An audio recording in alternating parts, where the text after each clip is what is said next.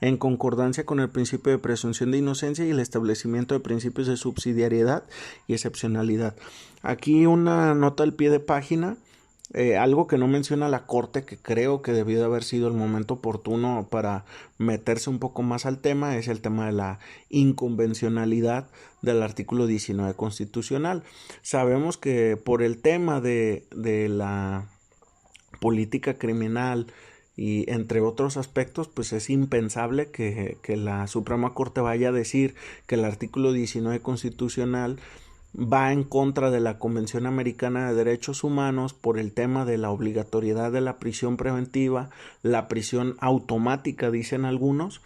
cuando pues lo idóneo sería que haya una prisión analizable caso por caso.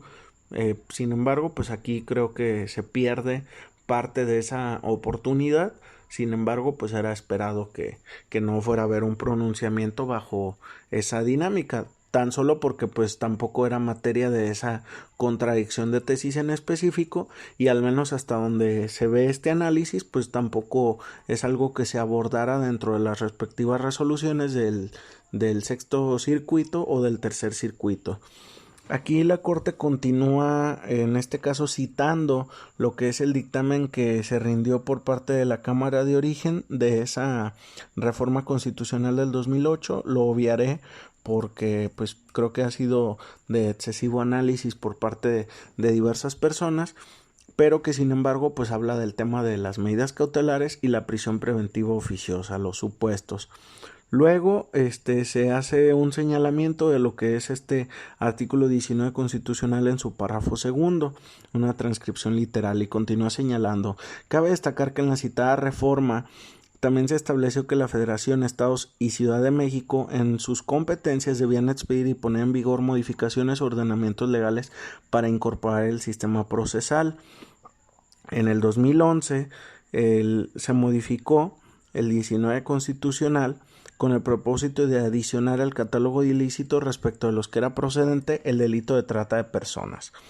Luego señala que en el 2013 se reforma para que sea el Congreso de la Unión quien expida un código de procedimientos penales. Habla después del 2014, donde se emite este Código Nacional de Procedimientos Penales. Luego hace referencia de otras reformas, cita literalmente lo que es el artículo 167 y el contenido que se refiere en el mismo. Luego señala, ahora sí, el decreto del 2019, en donde pues hace referencia a que en esa fecha se modificó nuevamente el artículo 167 y dice ahora: en ese orden de ideas se aprecia que respecto a la prisión oficiosa, su cuarto párrafo reproduce en esencia lo establecido en el párrafo segundo del 19 constitucional.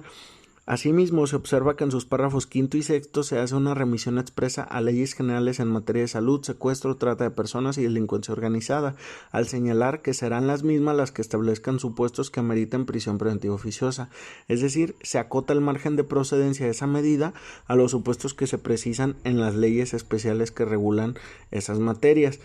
Además, en párrafos subsecuentes se establece un listado taxativo en el que se incluyen tipos penales específicos del Código Penal Federal, respecto a los que también procede la prisión preventiva oficiosa, así como un listado en el que se contienen ilícitos previstos en el Código Fiscal de la Federación, con relación a los que igualmente procede la medida cautelar de forma oficiosa. Queda de manifiesto que la aplicación de la prisión constitucionalmente prevista en el contexto del sistema acusatorio se encuentra regulada por ese artículo 167, y en cuanto a los delitos descritos por leyes especiales se empieza como metodología la remisión a las mismas para que sean estas lo que los establezcan. Luego señala que en decreto del 12 de abril del 2019 se reformó el 19 constitucional para incorporar diversos delitos a ese catálogo, y cita literalmente esa reforma. Como se puede apreciar, la disposición constitucional reformada establece ahora que la medida de prisión preventiva oficiosa podrá ser ordenada por la autoridad e incorpora delitos como delitos en materia de hidrocarburos petrolíferos o petroquímicos y delitos en materia de armas de fuego y explosivos de uso exclusivo del Ejército, la Armada y la Fuerza Aérea. Al respecto, pese a la condición de diversos ilícitos al catálogo de aquellos que ameritan prisión preventiva oficiosa, se debe precisar que la contradicción se ciñe únicamente al caso de delitos a los que se pronunciaron tribunales colegiados contendientes, esto es, hidrocarburos, petrolíferos y petroquímicos, así como armas de fuego, explosivos de uso exclusivo del ejército, armada y fuerza aérea. Con relación a los delitos, en la exposición de motivos el 20 de septiembre y hace una serie de señalamientos sobre el contenido de esta reforma. Luego hace un señalamiento del apartado de la reforma que se pronunció sobre el tema de la ley de armas, es decir, se transcriben algunas partes de lo que es esta exposición de motivos, por lo que vea cada segmento de esa reforma constitucional para incorporar o incrementar ese catálogo. Y continúa diciendo la Corte: ahora bien, respecto a los delitos en materia de hidrocarburos y de esa ley vigente desde el 12 de enero del 2016, en su título segundo prevé múltiples conductas ilícitas, de las que destacan la sustracción, aprovechamiento, compra, enajenación, recepción, entre otras, cuyas sanciones varían en función de la cantidad del hidrocarburo, petrolífero o petroquímicos y demás activos de que se trate, así como en atención a la forma de participación de los sujetos. Y se establecen una serie de notas al pie de página que medularmente citan esos preceptos legales. Y en lo concerniente a los delitos en materia de armas de fuego, está en el título cuarto, capítulo único intitulado Sanciones, describe las conductas que se consideran ilícitas con relación a la aportación de diversos tipos de armas de fuego sin permiso de quien legalmente debe otorgarlo, así como la posesión de cartuchos y cargadores y el acopio y su introducción o adquisición para fines mercantiles, entre otros, estableciendo distintas sanciones en función de la cantidad de artefactos bélicos o con relación a la forma de participación de los sujetos intervinientes en su comisión. Consecuentemente, se advierte que la ley federal que regula esos delitos contiene una extensa descripción de conductas típicas, mismas que, de acuerdo con una interpretación literal del párrafo segundo del artículo 19 constitucional, se entiende que serían susceptibles de la medida de prisión preventiva oficiosa. No obstante, para corroborar lo correcto o no de esa interpretación, es decir, si basta lisa y llanamente con que la disposición constitucional esté vigente para ser exigible y aplicable esa privación de la libertad personal en esos fines, resulta necesario conocer el contenido de los transitorios de la reforma. Y señala: primer transitorio, el decreto entrará en vigor al día siguiente de su publicación en el Diario Oficial. Segundo, y más importante, para los efectos a que se refiere el párrafo segundo del 19 constitucional, el Congreso de la Unión, en un lapso de 90 días siguientes a la publicación del Diario Oficial de la Federación,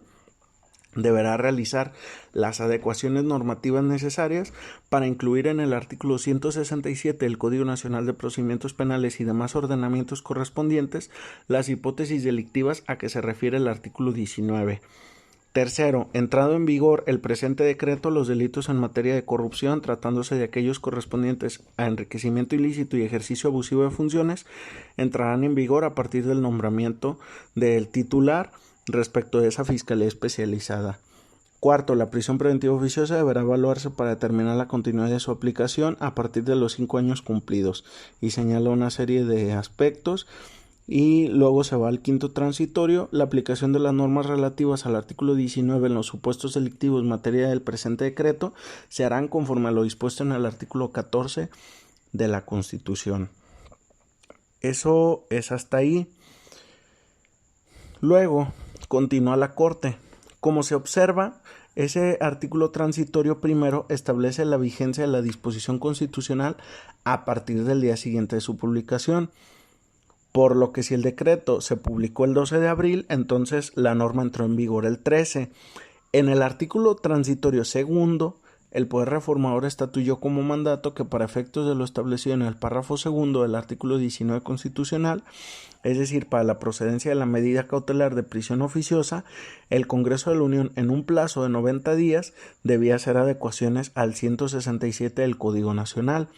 Al respecto, es necesario tener presente que la diferencia de los criterios surgió a partir de la interpretación de ese transitorio, pues uno de ellos consideró que con independencia de que el mandato dirigido no se hubiera cumplido, el texto del segundo párrafo ya estaba vigente y por tanto era aplicable, mientras que el otro consideró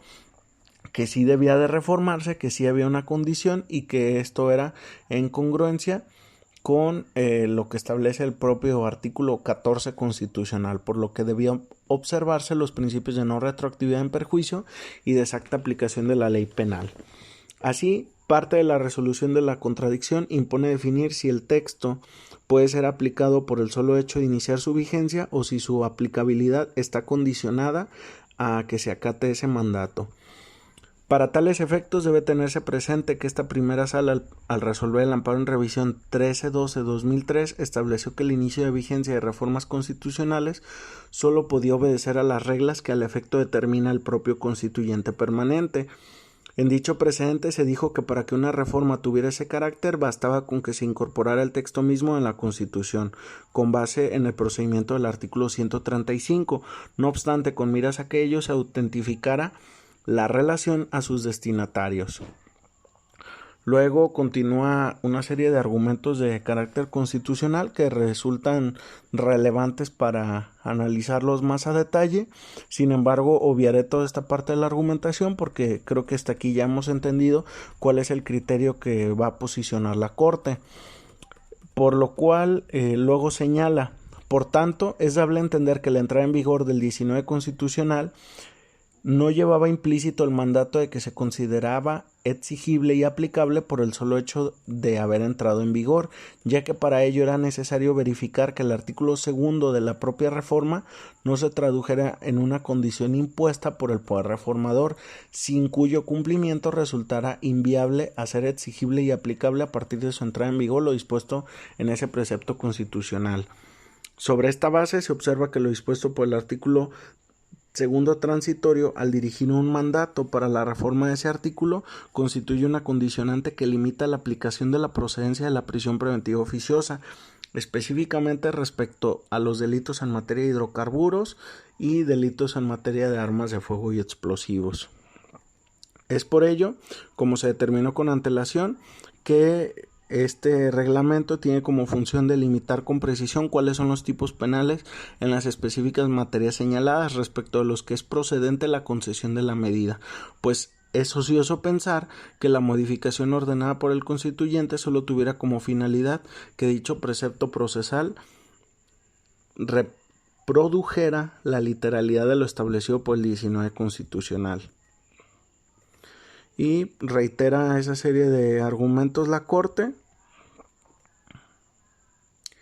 y señala posteriormente, máxime que como se expuso, además de la preocupante, señala algunos aspectos que corresponden a al sentir social por el cual se reformó el tema de hidrocarburos y el tema de armas de fuego. Continúa señalando una serie de argumentos, sin embargo, lo que rescataría posteriormente es que dice, así no puede soslayarse que la medida de estudio es de naturaleza excepcional respecto al principio de presunción de inocencia que encuentra sustento en el artículo 9.3 del Pacto Internacional de Derechos Civiles y Políticos, que señala la prisión de las personas procesadas legalmente no debe ser regla general, salvo cuando ello no fuera posible por las medidas de aseguramiento que se requieren para que se lleve a cabo su comparecencia al proceso. Después procede a citar lo que es el artículo 7 de la Convención Americana de Derechos Humanos y luego dice, asimismo la jurisprudencia de la Corte Interamericana ha establecido que todas las garantías judiciales deben tener como principio la presunción de inocencia. Por tanto, para que la prisión preventiva sea una medida legítima requiere ser de carácter excepcional, que solo proceda cuando otras garantías no sean suficientes para permitir el desarrollo eficiente de las investigaciones y evitar que el procesado se eluda de la acción de la justicia. Y bueno, pues con eso es que se da a entender de manera oportuna cuál es el criterio que se asume. Como lo señalaba en un inicio, esto es lo que corresponde al proyecto de resolución.